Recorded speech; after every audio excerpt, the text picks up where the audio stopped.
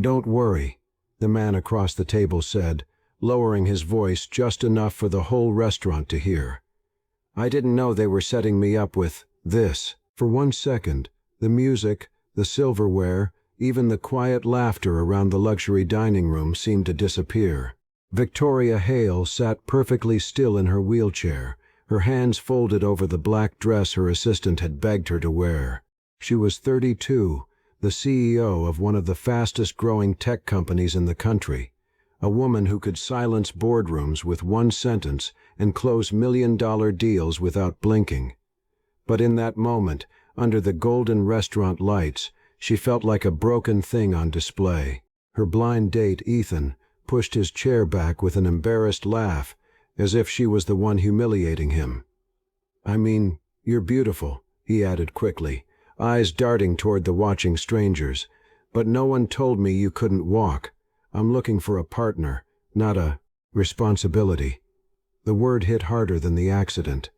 Victoria's throat tightened, but she refused to cry. She had not cried when the doctors told her she might never stand again. She had not cried when her fiancé left 3 weeks after the crash. She had not cried when investors whispered that a woman in a wheelchair looked too fragile to lead. She would not cry now because of a man who smelled like expensive cologne and cowardice. Ethan tossed his napkin onto the table. "I'm sorry," he said, though nothing in his face looked sorry. "This just isn't what I signed up for." Then he walked away. The restaurant went silent in that cruel way people pretend not to stare while staring. Victoria reached for her clutch, fingers trembling only slightly. She needed to leave before the first tear betrayed her. Then the front door opened. A man stepped inside wearing a faded denim jacket, oil-stained work boots, and a white shirt marked with grease near the collar. He looked completely out of place among the crystal glasses and designer suits. The hostess moved to stop him, but he was already looking past her, straight at Victoria. His eyes didn't drop to the wheelchair. They didn't fill with pity. They didn't flinch. Instead, he looked at the empty chair across from her, then at the untouched dinner, then at the man disappearing through the exit. And somehow, impossibly, he smiled.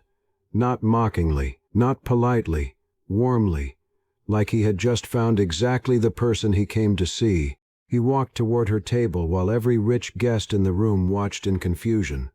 "Sorry I'm late," he said, pulling out the chair Ethan had abandoned. "Traffic was ugly, and some guy outside nearly ran me over while escaping the worst mistake of his life." Victoria blinked. For the first time in 6 months, something inside her almost laughed. She stared at the stranger in mechanic's clothes and whispered, "Do I know you?" He sat down, calm as if he belonged there. "Not yet," he said, "but if you give me 10 minutes, I'd like to change that." Victoria Hale stared at the stranger across from her table, convinced for a moment that exhaustion had finally broken her grip on reality. Nothing about him belonged in a restaurant like this. The place catered to celebrities, politicians and executives whose watches cost more than most people earned in a year. Every man wore tailored suits. Every woman looked as though she had stepped off the cover of a magazine. And then there was him. Dark hair slightly messy, broad shoulders hidden beneath a faded denim jacket, grease stains on his sleeves, hands rough from physical labor. Yet somehow he seemed more comfortable than anyone else in the room. Victoria found herself staring. The mechanic simply smiled. "Well," he said, glancing toward the door Ethan had stormed through, "that was dramatic." A surprised laugh escaped her before she could stop it. A real laugh. Tiny, barely audible, but real. The mechanic's smile widened. "There it is." Victoria blinked. "What?" "That smile." His voice softened. "Was beginning to think I'd imagined it." For some reason, her chest tightened. Most people spent their time around her talking about her company, her wealth, her accident, or her wheelchair. This stranger had noticed her smile. Nothing else, just her smile. "Who are you?" she asked. He extended his hand. "Luke Carter." She glanced down at it. His hand was large, strong, scarred, the hand of someone who fixed things for a living. After a brief hesitation, she shook it. Victoria Hale. Luke's eyebrow lifted. The Victoria Hale. She sighed. Unfortunately. That earned another grin. I knew it. Then why ask? Wanted to make sure. He leaned back. You look shorter on television. For the second time in less than 2 minutes, she laughed. Several nearby diners turned toward them. Victoria noticed. Luke didn't. Or maybe he simply didn't care. You know, he said casually, I almost didn't come. What? This blind date? Victoria frowned. This was supposed to be your blind date? Luke nodded. Apparently. Confusion swept through her. My assistant set this up.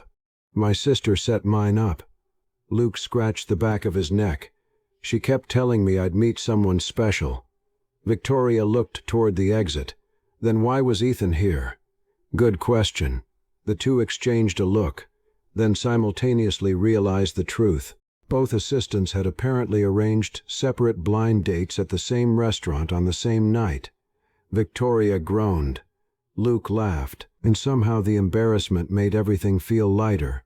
For the first time in months, she wasn't thinking about her accident, or the endless therapy sessions, or the investors constantly questioning her ability to lead, or the lonely penthouse waiting for her after dinner.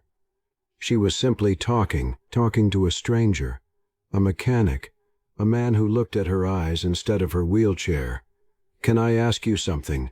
Luke said. You just did. Fair point. His grin returned. Can I ask another thing? Victoria nodded. Why'd you stay? She frowned. What do you mean? After that guy insulted you, his expression grew serious. Most people would have left. The restaurant suddenly felt quieter. Victoria stared at the untouched glass of wine before her. Because the truth wasn't simple. Not anymore. I got tired of running. Luke waited. She appreciated that. Most people rushed to fill silence. He simply listened. The accident happened 16 months ago. The words came quietly. Before that, my life was perfect. She laughed bitterly. Or at least I thought it was. Rain, twisted metal, screaming brakes. The memories flashed through her mind. A truck crossing the center line. A highway covered in ice. Doctors, hospitals, pain. So much pain. When I woke up, she continued, they told me I might never walk again. Luke said nothing. His jaw tightened slightly, but he didn't interrupt. My fiancée left 3 weeks later. The words still hurt, not because she loved him anymore, but because of what it had revealed, who he truly was. He said he wasn't strong enough. Luke's eyes darkened. Victoria laughed softly. At least he was honest. Still makes him a coward. The answer came immediately, without hesitation, without pity, without pretending. Victoria looked up. Luke met her gaze directly. He was scared, she said. Exactly. Luke folded his arms. Cowards usually are. Something warm stirred unexpectedly inside her. Not attraction, not yet. Something simpler. Safety. The strange feeling that if someone hurt her in front of this man, he wouldn't look away. The conversation drifted naturally after that. She learned he owned a small automotive garage across town, that he worked ridiculous hours, that he hated paperwork, that he loved old motorcycles, that he was 34, that he lived alone, and that he had never once cared about social status. Do you know what I thought when I walked in? Luke asked. What? I thought I'd accidentally entered a museum. Victoria laughed. A museum? Everyone looked terrified. He gestured around the room, like somebody would arrest them if they smiled. Victoria nearly choked on her water. Luke looked proud of himself. The man was impossible, and somehow refreshing. Hours passed without her noticing. By the time she checked her phone, it was nearly midnight. Her eyes widened. I should go. Luke glanced at the time. Wow, exactly. Outside the restaurant, the city shimmered beneath thousands of lights. Cold air brushed against Victoria's skin as an employee helped guide her wheelchair toward the curb. Her driver was already waiting. Luke stood beside her, hands in his pockets, silent. For a moment neither spoke. Victoria found herself reluctant to leave, which made absolutely no sense. She had known him for 3 hours. 3 hours. Yet she couldn't remember the last time she had enjoyed someone's company this much. "Thank you," she said quietly. Luke tilted his head. "For what?" "For not treating me differently." Something changed in his expression, a seriousness she hadn't seen before. "Victoria," his voice dropped lower, "can I tell you something?" She nodded. Luke crouched slightly so their eyes were level. "You're the first person all year who didn't treat me differently either." Her breath caught. "What?" He smiled sadly. Then he rolled up his sleeve. A long scar ran from his wrist almost to his elbow. Old, deep, painful.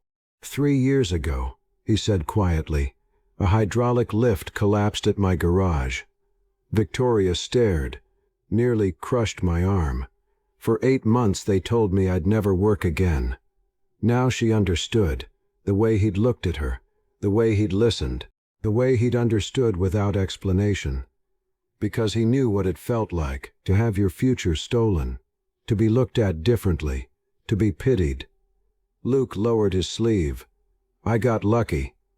Victoria swallowed hard. "And me?" Luke smiled, the warm smile she was already beginning to recognize. "Victoria." His eyes held hers. "I don't think your story is over yet." For one terrifying second, she felt tears threaten to appear. Not from sadness, from hope. And hope was far more dangerous, because hope meant she still wanted something, still believed something better might exist, still believed she might someday smile without forcing it. A black SUV suddenly screeched to a stop across the street. Luke's attention snapped toward it instantly. His expression changed, completely. The warmth vanished, replaced by alertness, sharpness, danger. 3 men stepped out. Large men, serious men. And the moment they saw Luke, they began moving toward him, fast. Victoria frowned.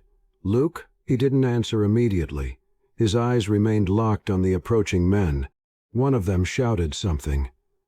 Luke muttered a curse under his breath.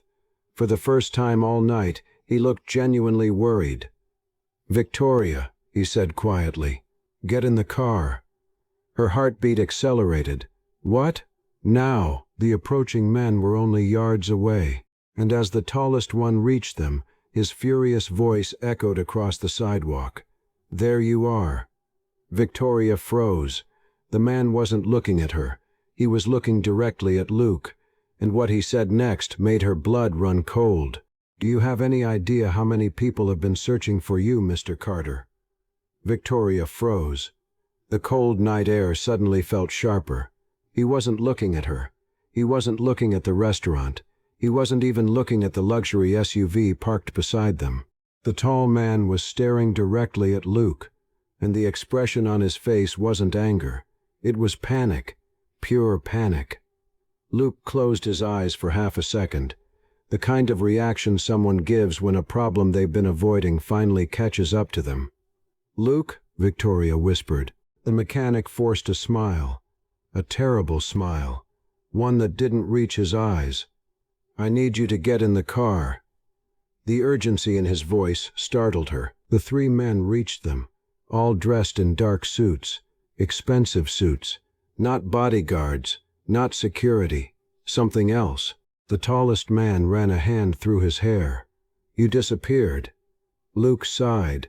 "I know. No." The man pointed a finger at him.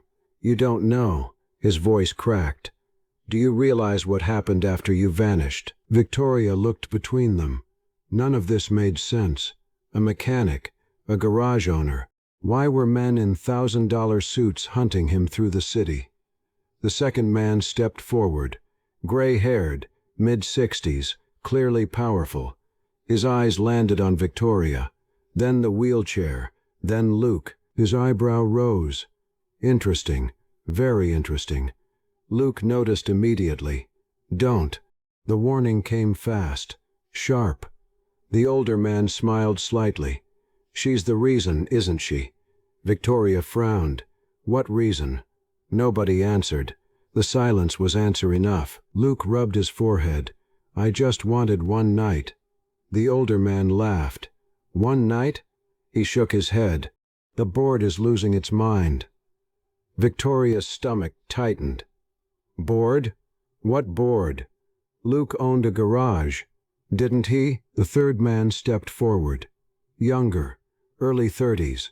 He looked exhausted. Luke. His voice softened. Your mother is crying. Everything stopped. Luke's face changed instantly. Victoria saw it happen.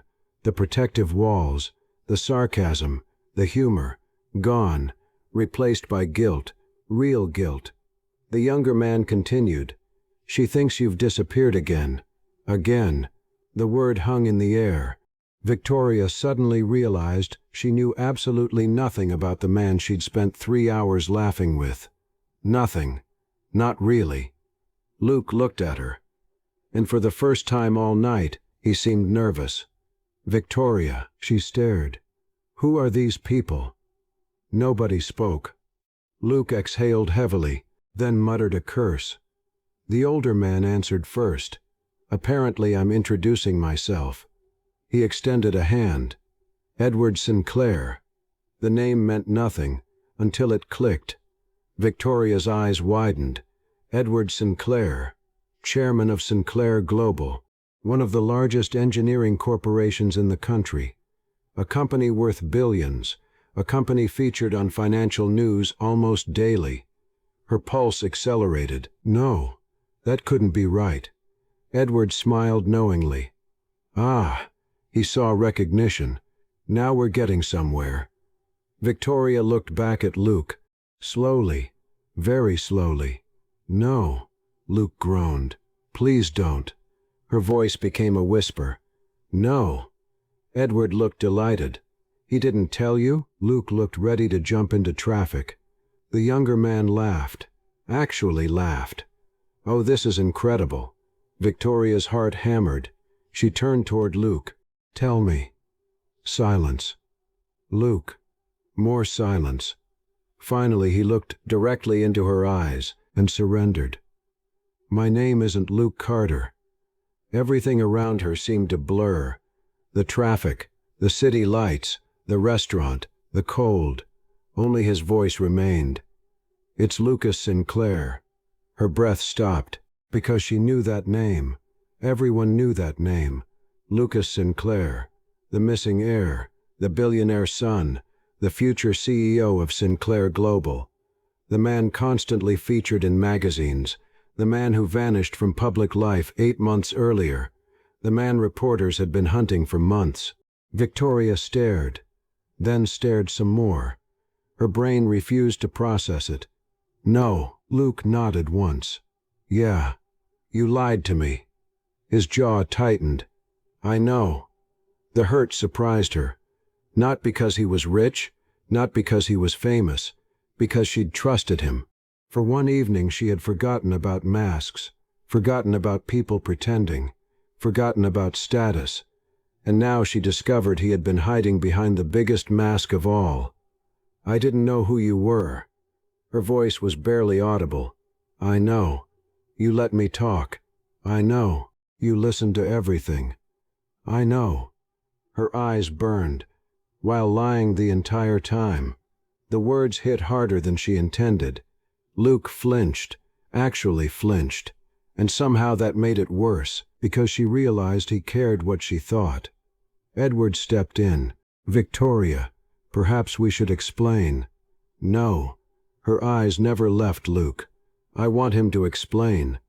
The silence stretched. Luke shoved his hands into his pockets, a nervous habit she'd never noticed before. When people know who I am, he stopped, searching. When people know who I am, they stop seeing me. Victoria frowned. What does that mean? They see money. His voice was quiet. Power. A bitter laugh escaped him. Influence. He looked away. They stopped being honest. The younger man nodded sadly, as though he'd heard this speech before. Luke continued. 8 months ago I walked out. Why? Nobody answered immediately. Then Luke finally said it. Because I was tired of being surrounded by people who wanted something. The words landed heavily. Victoria suddenly remembered every detail from dinner. The way he listened, the way he laughed, the way he ignored status, the way he never once mentioned money. Because for the first time in his life, nobody knew who he was. Nobody except him. You really own a garage? She asked. A smile returned. Small, relieved. Yeah. Edward rolled his eyes. 3 of them. Luke shrugged. I like fixing things. Victoria almost laughed, despite herself. Only a billionaire would disappear and buy multiple garages. The absurdity was unbelievable. The younger man checked his watch. Lucas. His voice grew serious. We have a problem. Immediately the mood shifted. Luke noticed. Edward noticed. Everyone noticed. Everyone noticed. What happened? Luke asked. The younger man swallowed. The vote got moved up. Silence. Edward cursed. A genuine curse. The older man suddenly looked 10 years older. Luke's face hardened. What vote? Victoria asked. Nobody answered. Luke looked at her, and something in his eyes worried her, because the easygoing mechanic was gone again.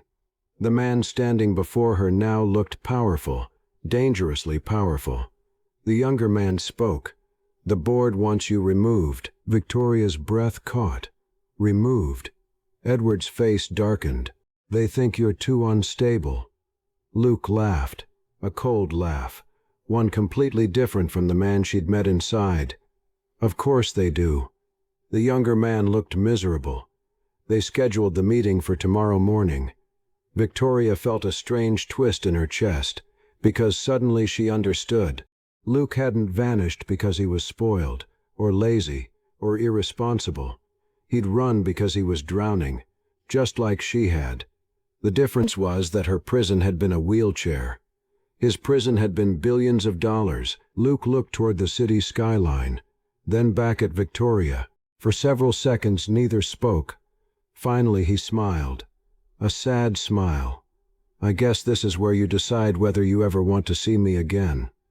The honesty of it hurt, because she didn't know. She truly didn't know.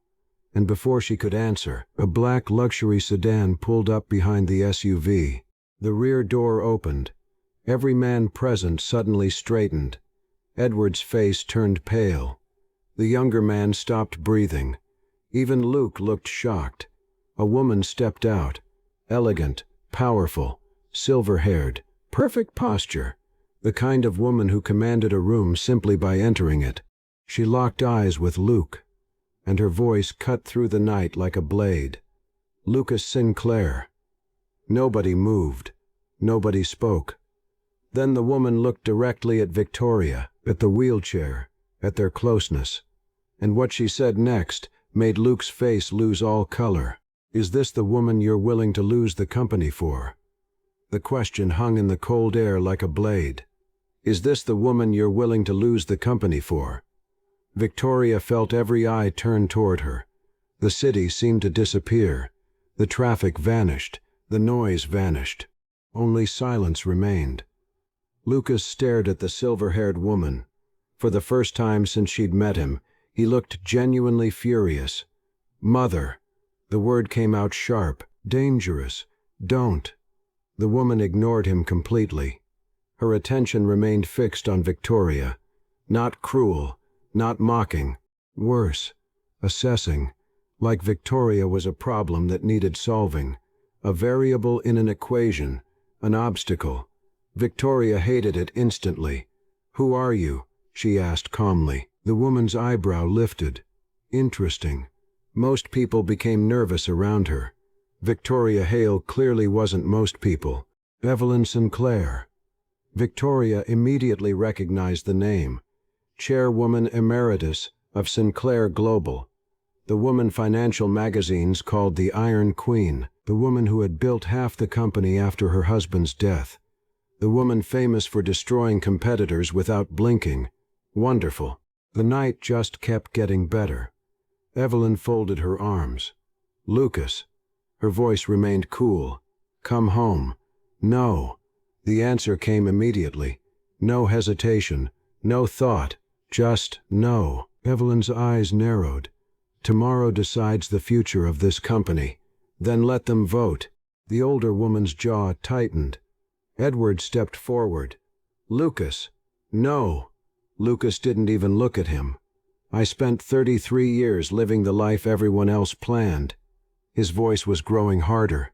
I'm done. Victoria watched the exchange carefully, because suddenly she realized something. Everyone here was afraid. Not of losing money, not of the board, not of shareholders. They were afraid of losing him. The realization surprised her. Lucas wasn't running from responsibility. They genuinely needed him. Evelyn suddenly turned toward Victoria again. May I speak with you? Lucas immediately stepped forward. No. Victoria raised a hand. It's okay. Lucas looked at her, concern visible in his eyes. That surprised her too. Evelyn gestured toward a nearby bench overlooking the river. 5 minutes. Victoria hesitated, then nodded. The two women moved away, while the others remained behind. Lucas looked like he wanted to follow. His mother gave him a single glance. He stayed put. The bench overlooked dark water reflecting thousands of city lights. For several moments, neither woman spoke. Finally, Evelyn broke the silence. Do you know what happened 8 months ago? Victoria shook her head. No. Evelyn stared at the river. My son nearly died. Victoria froze. What? The older woman continued quietly. There was an accident. The words came carefully, deliberately. Lucas survived. A pause, but someone else didn't. Victoria's heart sank. Suddenly pieces started fitting together. The sadness, the disappearing, the escape, the garages, the need to disappear. Evelyn continued. A close friend. The pain in her voice surprised Victoria. He blamed himself. Now everything made sense. Lucas hadn't run away. He'd been grieving, drowning, just like she had after her accident. The difference was that nobody had noticed, because billionaires weren't supposed to break. Evelyn looked toward her. Afterward, he stopped caring about the company. Victoria remained silent. Stopped caring about money. Another pause. Stopped caring about himself. The older woman's voice softened. He vanished. Victoria remembered the mechanic from the restaurant. The smile, the warmth, the kindness. She suddenly realized she'd met a healed version of him. Not the broken one. Evelyn studied her carefully. Then he met you. Victoria frowned. What does that mean?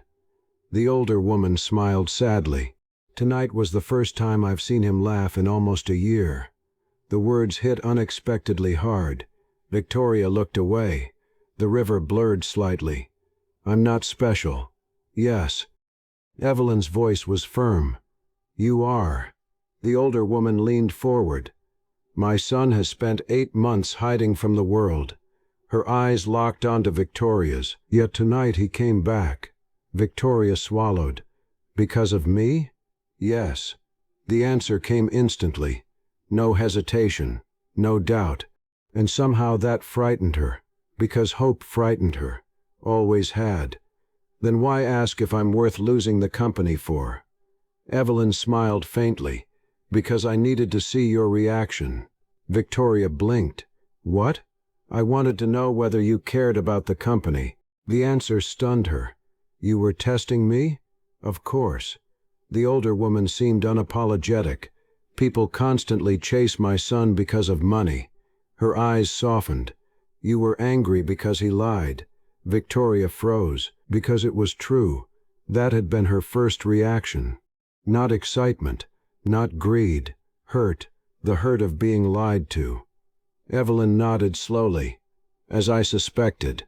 Victoria sighed. Your family is exhausting. To her shock, Evelyn laughed, actually laughed. The sound transformed her face. For one brief moment she looked less like the Iron Queen and more like a mother.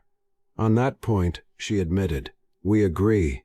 Back near the SUV, Lucas was pacing. The second he saw Victoria returning, he stopped. Immediately, his eyes found hers, searching, worried, hopeful. The sight stirred something dangerous inside her chest, something she wasn't ready to name. Well? He asked. Victoria folded her arms. You lied. His face fell. Victoria, you lied. Again. The words landed harder. I'm sorry. The sincerity in his voice was undeniable. I know. He blinked. You do? I know. She sighed. But I'm still angry. A faint smile appeared. Fair. The tension eased slightly. For the first time since the revelation, Lucas looked relieved. Then the younger man suddenly received a phone call. His expression changed immediately. Bad. Very bad. Edward. His voice was tight. They've started. Everyone froze. What? The board meeting. Edward checked his watch. Impossible. They moved it forward. The younger man looked sick. 30 minutes ago. A curse exploded from Edward. Evelyn's face hardened. Lucas simply closed his eyes, as if he already knew what came next. The younger man looked at him. They want you gone. Victoria felt the atmosphere shift. Everything became serious, heavy, dangerous. They're using your absence. The younger man swallowed. They claim you're mentally unstable. Lucas laughed. A bitter laugh. Predictable. Edward looked furious. If we don't get there now, you've already lost. Silence. Everyone waited. Lucas stared at the city skyline, then at Victoria, then back at the skyline. Finally he shook his head. No. Edward looked stunned. What? No. The answer came calmly, firmly. I won't spend another second fighting people who only care about stock prices. Lucas, no. His voice thundered this time. Everyone fell silent, including Victoria. I spent my entire life becoming someone else's version of success. His breathing grew heavier. I'm done. Evelyn looked devastated. Edward looked defeated. The younger man looked heartbroken. And Victoria suddenly realized what was happening. Lucas was about to walk away forever. From billions, from power, from everything. The realization terrified her, because somehow she didn't want him to. Not because of the company, because she had seen the way those people looked at him. They needed him, and despite everything, he still cared, even if he pretended otherwise. Victoria took a deep breath, then said the one thing nobody expected. Lucas. He turned toward her. What? She met his eyes, and spoke softly. If you walk away tonight, everyone listened, every single person, will you regret it tomorrow? The question hit him like a punch. Victoria saw it happen, the hesitation, the uncertainty, the doubt, because for the first time all night, he didn't have an answer, and before anyone could speak again, a black limousine suddenly screeched to a stop beside the curb. The rear door flew open. A terrified man jumped out. One of Sinclair Global's senior executives. His face was completely pale. Mr. Sinclair. He was breathing hard, panicked, desperate. Lucas frowned. What happened? The executive looked directly at him, and what he said next made every person present go silent. Someone just attempted to access the emergency control systems at Sinclair Global. Victoria's blood ran cold. The executive swallowed hard. They weren't trying to remove you from the company. He looked directly at Lucas. They were trying to destroy it. The executive's words slammed into the night like an explosion. They weren't trying to remove you from the company. His breathing was ragged. They were trying to destroy it. Nobody moved. Nobody spoke. Lucas stared. "What are you talking about?" The executive swallowed hard. "Someone hacked into the emergency control network." Edward's face turned pale. "No." The executive nodded. "Yes." Evelyn's hand tightened around her purse. "Which division?" "Medical systems." The answer hit like a bomb. Victoria immediately understood. Sinclair Global manufactured critical infrastructure, emergency response systems, medical technology, transportation networks. If someone sabotaged those systems, people could die. Real people. Thousands. Lucas's entire expression changed. The stubbornness vanished. The anger vanished. The desire to walk away vanished. Only responsibility remained. "What have they accessed?" "Not much." The executive's voice trembled. "Yet." Lucas moved instantly. No hesitation, no discussion, no debate. The mechanic disappeared. The leader emerged. "Get me a laptop." The command snapped through the night. Everyone jumped into motion. Phones appeared. Calls were made. The SUV doors opened. Within seconds, chaos exploded around them. Victoria watched in stunned silence, because the transformation was unbelievable. At dinner he had seemed relaxed, human, ordinary. Now he looked born for this. The executive handed him a tablet. Lucas scanned information rapidly. His eyes moved faster and faster, then stopped. His face darkened. "What?" Edward asked. Lucas looked up. "They're inside." Silence. They already breached the backup servers. The executive nearly collapsed. "How bad?" Lucas's jaw tightened. "Very." Victoria saw something terrifying in his eyes. Not fear, calculation. The look of a man measuring disaster. "How long?" Edward asked. Lucas answered immediately. 3 hours. The older man blinked. "What?" "In 3 hours they can erase 20 years of infrastructure data." Nobody breathed. Nobody moved. 3 hours. The entire company. Everything. Gone. Lucas handed the tablet back. "Get the helicopter ready." Edward stared. "You're coming?" Lucas looked at him. Cold, sharp, focused. "Did you think I'd let them destroy my father's company?" Something shifted inside Edward's face. Relief, hope, pride, for the first time all night. Victoria suddenly realized something. They weren't afraid of losing a billionaire. They were afraid of losing this man, the one standing here, the one who ran toward problems, not away from them. Lucas turned toward her. The intensity disappeared slightly. "Victoria." His voice softened. "I'm sorry." She blinked. "For what?" A sad smile appeared. "For this." He gestured toward the chaos. "The first night you've smiled in months, and I'm about to disappear." The honesty hit harder than expected. Victoria looked away. Her heart felt strangely heavy. "You should go." Lucas nodded, but didn't move. For several seconds he simply looked at her. Then he surprised everyone, including himself. He crouched beside her wheelchair, ignoring the executives, ignoring the board members, ignoring the entire world. "Thank you." Victoria frowned. "For what?" His eyes held hers. "For reminding me that I'm more than a company." The words struck directly into her chest. Because he had done the same thing for her. Reminded her she was more than an accident, more than a wheelchair, more than loss. Neither said it aloud. Neither needed to. The connection already existed. Lucas stood, then walked toward the waiting vehicles. Victoria watched him go, and for the first time in 16 months, she didn't feel numb. She felt afraid. Afraid something important was walking away. The helicopters departed minutes later. The city swallowed their lights, and suddenly the night became quiet, very quiet.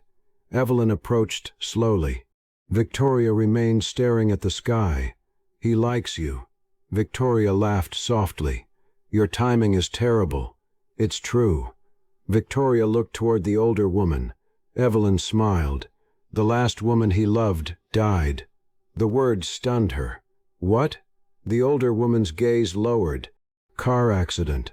Everything clicked. The grief, the guilt, the disappearance, the running away, the loneliness. Victoria's breath caught, because suddenly she understood him completely, the same way he'd understood her.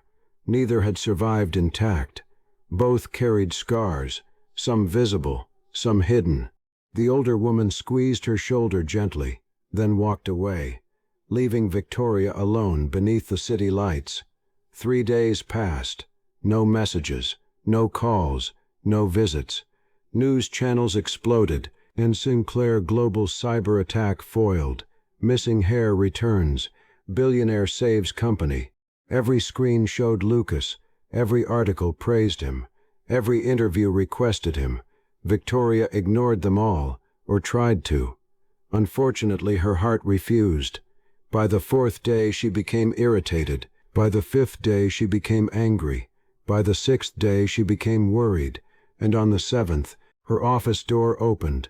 Her assistant rushed inside, eyes wide. "Victoria." She looked up. "What?" "There's someone downstairs demanding to see you." Victoria frowned. "Who?" The assistant smiled strangely. "You'll want to see this." Minutes later, Victoria rolled into the lobby. The entire staff was staring, smiling, whispering, pointing. Confused, she followed their gaze, and immediately froze. A familiar mechanic stood beside a vintage motorcycle. Grease-stained jeans, denim jacket, oil on his hands, no suit, no billionaire image, just Luke. Her Luke. The mechanic smiled, the smile she remembered, the smile she missed. "Hi." Victoria tried very hard not to smile, failed instantly. "You disappeared. Work. 7 days. Busy week. 7 days. Luke laughed. The sound echoed through the lobby. Then he reached into his jacket pocket, pulled out something small, and walked toward her. "What are you doing?" Victoria asked. "Making up for lost time." He knelt beside her wheelchair. The entire lobby stopped breathing. Employees openly watched. Nobody even pretended not to. Luke handed her a folded piece of paper. "What's this?" "Open it." She unfolded it slowly.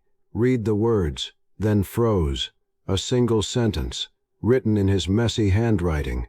The same sentence she'd once desperately needed to hear. The sentence that changed everything. "Your story isn't over yet." Tears instantly filled her eyes. For the first time since the accident, for the first time in 16 months, she stopped fighting them. Luke smiled softly, then said the words that changed both their lives. "Victoria." She looked up. "I don't care if you ever walk again." Her breath caught. "I don't care about your company." The room vanished. Only his voice remained. "I don't care what tomorrow looks like." His eyes shined. "I just know that every day since I met you." Victoria's heart pounded. Luke took a deep breath and finished. "I've been smiling again." Silence. Beautiful silence. Then Victoria laughed through tears, the brightest laugh anyone there had ever heard, and for the first time since the accident, she wasn't thinking about what she'd lost. She was thinking about what she'd found. The mechanic stepped into her life when she believed her best days were gone. The paralyzed CEO gave hope to a man who had forgotten how to live. Neither of them fixed the other. They simply reminded each other that broken things are not worthless. Sometimes they're the strongest things in the world. And beneath the warm lights of her company lobby, surrounded by shocked employees and forgotten schedules, Victoria Hale smiled wider than she had in years. Because her story wasn't over. It was finally beginning.